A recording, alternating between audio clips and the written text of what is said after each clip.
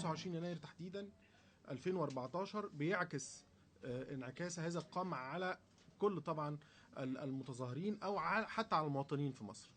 شفنا اطفال بيحتفلوا في ميدان التحرير وبعض الميادين في حماية الجيش والشرطة، وشفنا اطفال يتلقوا رصاص في اماكن تانية بالرصاص في اماكن تانية لمجرد ان هم تظاهروا او شاركوا حتى في مظاهرة او كانوا موجودين في اماكن الاشتباكات.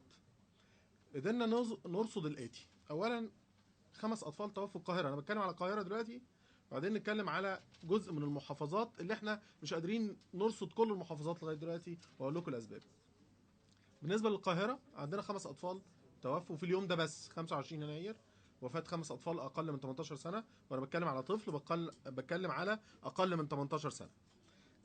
تم القبض على ما يقرب 123 طفل اقل من 18 سنه، منهم 18 فتاه اقل من 18، اللي منهم اللي كانوا موجودين في المعادي، ومنهم في عابدين، ومنهم النهارده الاطفال النهارده بيتحاكموا فين؟ معسكرات، في معسكر امن مركزي طورة.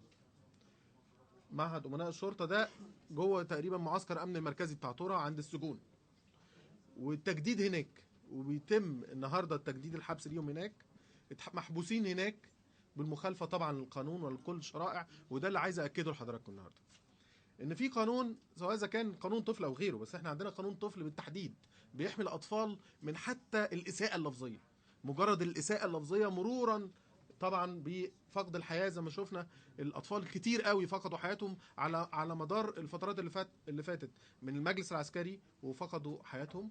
وطبعا قدام في احداث مسبيرو ومجلس الوزراء والداخليه شفنا قد ايه اطفال فقدوا حياتهم، وطبعا القبض العشوائي كان تم على الاطفال ده. وبعدين المرحله الثانيه في مرحله تسليم السلطه الى حكم الاخوان المسلمين، ورصدنا تقريبا 1000 طفل في السنه دي تم القبض عليه عشوائي. شفنا ساعتها طبعا طفل عمر الشهير، عمر بياع البطاطا، وغيره من الاحداث الشرسه جدا الاطفال الحقيقه واجهوها في الفتره دي.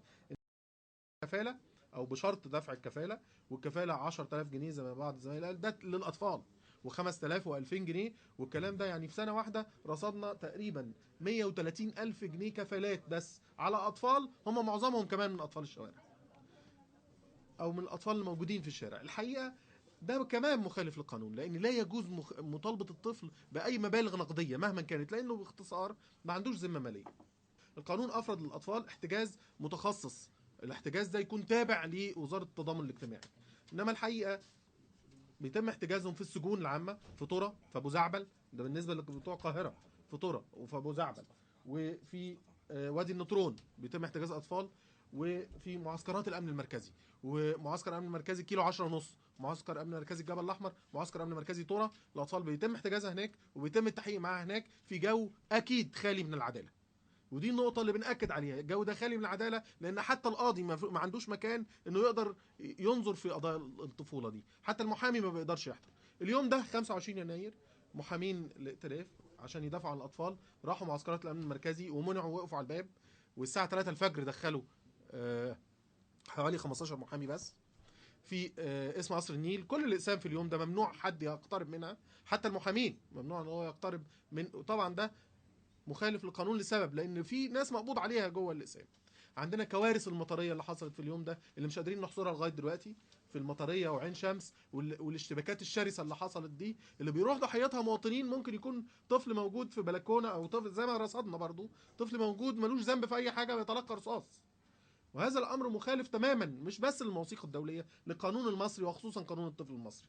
عايز اقول ان حال الطفل المصري على عكس ما يدعي الوزراء الحاليين في التضامن الاجتماعي، المفترض ان هم عندنا المؤسسات العقابيه دي اللي هي سجن للطفل، يعني اسمه مؤسسه عقابيه، خالي تماما من العنايه الصحيه، خالي تماما من حتى الادويه، خالي تماما من اللبس حتى في الشتاء.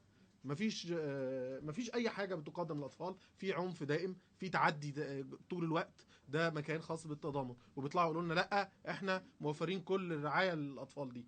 عندنا الفتيات كمان في دور الاحتجاز الخاصه بيهم بيحصل لهم تقريبا ضعف الانتهاكات اللي بتحصل للذكور، لان هنا الفتيات بعيد شويه عن المحامين اللي بيقدروا يتواصلوا معاهم. لان في حجه ان هم يمنعوا المحامين ان يخشوا دور رعايه الفتيات في العجوزه.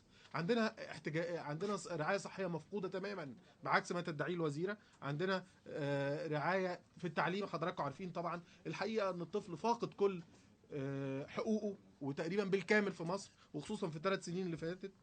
ده اللي خلانا نأكد على طلبنا بإقالة وزير الداخلية الحالي. هذا الوزير ما عندوش أي إمكانية ولا يحمي حتى جنوده ولا يحمي ضباطه. كل يوم ضابط بيموت، وفي الناحية التانية كل يوم طفل من أطفالنا بيموت ظلم، طفل من أطفالنا بيموت في مكانه وهو واقف. احنا بنأكد على هذا الطلب، وبنأكد تاني ان هذا اليوم محتاج الى لجنة تقصي حقائق من منظمات المجتمع المدني، وده مهم جدا. هذه اللجنة يتم اختيارها عن طريق رئاسة الجمهورية بقرار، يصدر بقرار من رئاسة الجمهورية. إذا كان هو يرعى حقوق الإنسان بشكل حقيقي ويرعى حقوق الأطفال، يصدر قرار بتشكيل لجنة تقصي حقائق من منظمات المجتمع المدني. كفاية علينا قوي لجان تقصي الحقائق اللي فاتت، اللي احنا حاولنا نشارك فيها بقدر من الإيجابية، بس ده ما حصلش برضو.